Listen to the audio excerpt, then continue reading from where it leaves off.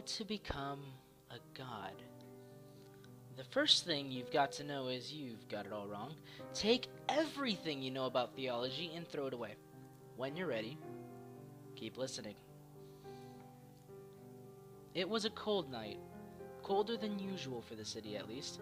The moon shone above us, lighting our path. We didn't need to see to know our destination. The place may as well have been programmed into our minds. The only place open on the far end of town, overlooking a placid ocean that stretched for who knows how long, drew us like a flame. The building, decrepit and decayed as it was, let loose a soft light from its one window. A single word, its paint chipped away, stretched over the plate glass. At one point it read Jerry's, but now it was more like Igny's. The condition of the place bellied its popularity. Unless you knew of it, you'd overlook it, or write it off as a drug den. Drugs were just one of the many things it offered, but only to a close crowd of hand-picked customers. Everyone else knew it as a coffee house that stayed open despite its lack of business. Many suspected that it was a front for something more sinister, or that it was simply being funded from the owner's pocket alone. If they only knew, they'd wish that the explanation was that simple. Still, the thoughts of the general populace isn't why you're watching this, is it? You're watching this because you're insane. Sorry, that just kind of slipped out. What I meant was, you're watching this because you're seeking, like many others, deification. I have to warn you, you're traveling a well-worn but nonetheless dangerous path. If you want to continue, fine. Just don't blame me. You're going to need a full bottle of alcohol, preferably whiskey, though the brand doesn't matter, a knife, a mix of Destroying Angel, Hellbore, and Belladonna.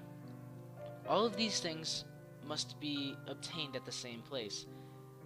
This is the place you will be performing the ritual, so be sure that it's lonely or you risk getting caught.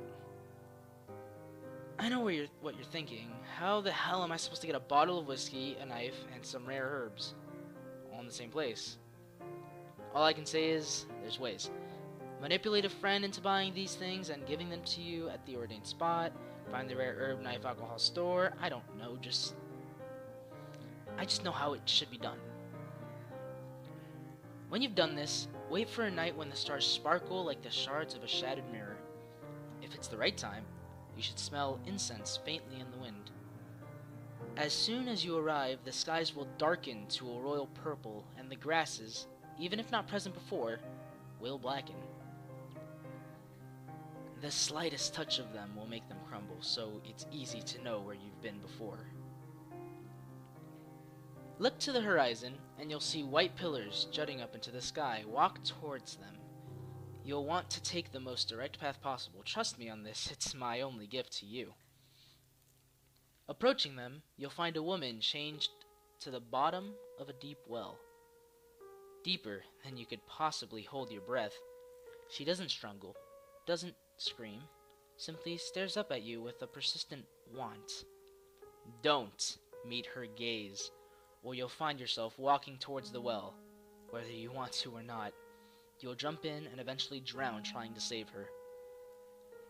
Keep walking towards the pillars to find a series of raised platforms, forming a staircase to the highest one. As you walk up them, you'll hear and see the most terrible things. People being slowly flayed to the bone, infants being raped, people screaming for help, for mercy. Ignore them. They are but memories now. You cannot save them. As you step onto the final platform, I will collapse out beneath you. It will collapse out beneath you. Still got the alcohol from before? You're going to need it, if luck is not in your favor. As you plummet to your death, you will hear one of two things. A powerful voice stating that it is not yet your time to die, or the same voice reciting a long list of everything you've ever done that would condemn you. If you hear the former, congratulations, you're in the clear. Skip the following message and carry on. If you hear the latter, Well then, you'd better hope Death is thirsty. If he is, you can trade that bottle of alcohol for one more year. It will be easily the most uneventful year you'll ever have, because your unplanned for extinction cannot be allowed to have effects on the lives of others, lest it attract the notice of the Ark Gods, who are very destroy it all and start again happy. Still, this kind of thing happens when you make people serve 1,000-year-long shifts. Just saying, if any of them are reading this, watching this. If all goes properly, you'll find yourself in a vast, expansive void. Stay perfectly still and watch the ground for flashing squares. These are markers for more forgetful deities, so that they can avoid a death by matter compression. That's right, you're in the heart of a black hole. Technically, you're smaller than even the lowliest bit of subatomic particle, but that's got no bearing on things. Remember the coffee house from before? That's your end goal. As you walk forward through the wormhole, keep it in your mind.